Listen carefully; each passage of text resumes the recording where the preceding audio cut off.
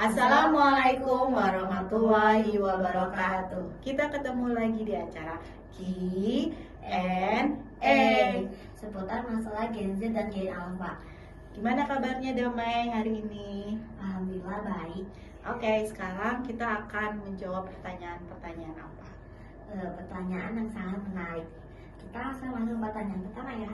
Pertanyaan pertama, apa itu strict parents? Ya, strict parent adalah orang tua yang melakukan pengasuhan secara otoriter, di mana otoriter itu memaksa anak, tidak ada kasih sayang, kemudian anak tidak ada pilihan, sehingga anak melakukan sesuatu karena terpaksa, karena takut oleh orang tua. Jadi di pengasuhan itu Damai ada 3 ya. Ada pengasuhan otoriter itu ya gimana, pokoknya gimana bapak, gimana bunda, gimana ayah, kamu harus ngikutin. Tidak ada kesepakatan, tidak ada dialog gitu. Ada loh ceritanya, Mai. Ceritanya gini, kan di satu TK ya. Nah, terus gurunya lagi nerangin tentang surga. Terus gurunya bilang gini, anak-anak siapa yang mau ke surga? Tahu nggak di surga itu anak-anak? Ada segala macam yang kita inginkan. Mau es krim? Ada. Mau pizza? Ada. Mau apapun ada di sana ya yang kita sukai, dan tidak ada batasan, dan kita kalau makan es krim sebanyak mungkin juga nggak akan sakit perut. Nah, Bu Guru mau nanya, siapa yang mau masuk surga? Terus anak-anak bilang, aku. Terus ada anak yang diam aja. Terus gurunya mikir, oh mungkin anak ini nggak ngerti. Akhirnya guru itu menerangkan lagi, anak-anak di surga itu tuh pokoknya segala macam mainan ada. Kalau kalian mau mainan ada semua, tinggal minta apa langsung ada ya.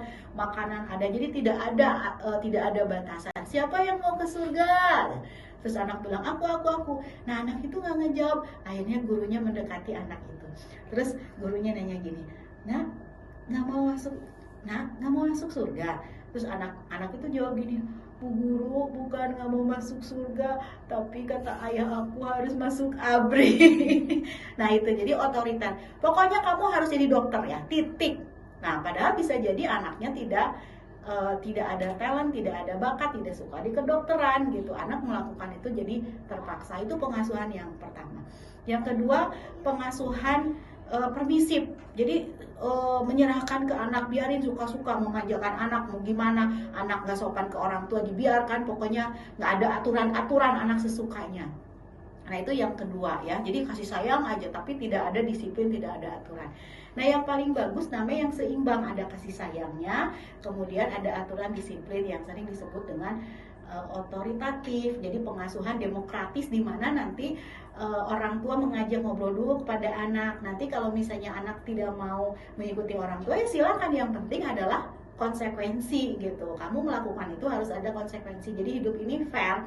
Jadi kalau misalnya tidak ada yang dirugikan, baik anak atau orang tua tidak ada yang dirugikan gitu. Jadi cari jalan tengahnya.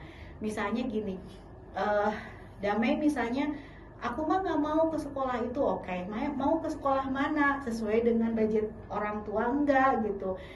Nanti cari sekolah yang sesuai dengan budget orang tua, terus yang mengembangkan potensi damai. Jadi cari titik tengahnya yang ada, kita ada kesepakatan yang dibangun.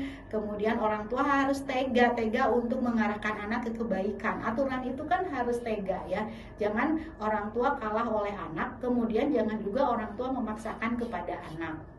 Kemudian orang tua juga harus buat kesepakatan untuk aturan. Kemudian aturan ada yang kayak kemarin kita bahas, ada konsekuensi. Kemudian kita konsisten antara orang tua dengan anak.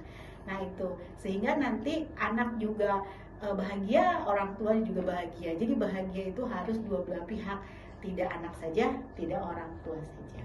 Itu Damai. Oh begitu ya. Kita langsung lanjut ke pertanyaan kedua ya Bun. Pertanyaan kedua, apa itu toxic parents? Toxic parent itu toxic, beracun, parent itu orang tua. Jadi orang tua beracun. Dalam artian begini, ketika orang tua mengasuh anak, ketika orang tua mengasuh anak, misalnya anaknya dimanjakan, diberikan fasilitas yang lengkap tanpa anaknya ada daya juang, yang terjadi adalah anak nanti tergantung pada orang tua menjadi lemah. Nanti kalau sudah besar dia tergantung terus pada orang tua. Gimana kalau orang tuanya meninggal? Gimana kalau misalnya orang tuanya pergi?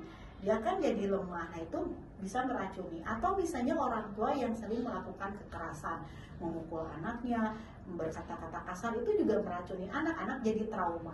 Jadi kembali lagi ke yang tadi, damai otoriter itu bisa membuat anak tadi jadi takut ya. Nah itu tuh bisa meracuni. Termasuk yang permisif juga memanjakan anak itu meracuni gitu. Nah gimana caranya orang tua tidak meracuni? Ya buat kesepakatan, ada konsekuensi dan ada nanti aturan-aturan main yang dilakukan oleh anak. Kalau anak salah, tinggal minta maaf dan bertanggung jawab. Begitupun orang tua juga manusia damai ya. Jadi kalau salah, tinggal minta maaf dan tinggal bertanggung jawab saja. Kita langsung ke pertanyaan ketiga ya. Pertanyaan ketiga, bagaimana cara menghindari cyberbullying? Ya, bagaimana cara menghindari atau mengatasi cyberbullying? Satu, tunjukkan prestasi. Jadi orang-orang yang berprestasi itu nggak mungkin dibully. Misalnya kalau di net, ya tunjukkan kita misalnya ada karya, boleh musik, boleh nulis, boleh karya misalnya video dan lain sebagainya gitu. Karena kalau orang prestasi ada yang ngebully, yang bulinya pasti dia orang sakit jiwa ya gitu. Nah yang kedua, diabaikan aja. Jadi emangnya gue pikirin masalah buat gue, lo kali. Jadi kalau ada yang ngebully biarin aja, mulut-mulut dia aja yang biarin untuk sibuk. Nah kita sibuk dengan membuat karya-karya saja. Jadi abaikan yang kedua. Yang ketiga, pura-pura berani karena orang yang ngebully itu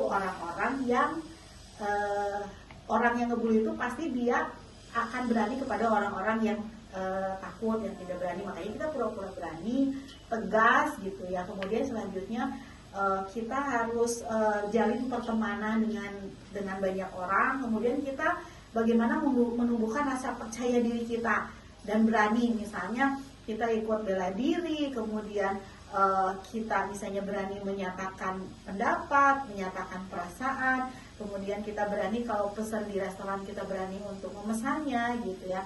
Dan yang terakhir adalah bagaimana mengatasi cyberbullying itu, laporkan kepada yang berwenang. Kalau di net misalnya laporan kemana?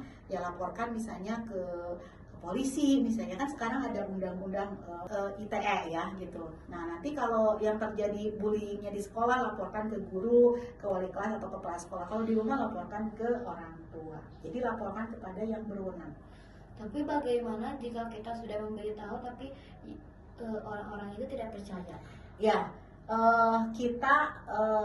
kita bilang lagi apa yang terjadi, yang kita lihat, yang kita dengar. Barangkali mungkin dia lagi riuh itu apa ya, lagi sibuk gitu. Kita ingatkan lagi gitu bahwa kejadiannya begini-begini yang terjadi. Kalau tetap misalnya tidak menanggapi, ya kita dekati orang yang kena bulinya.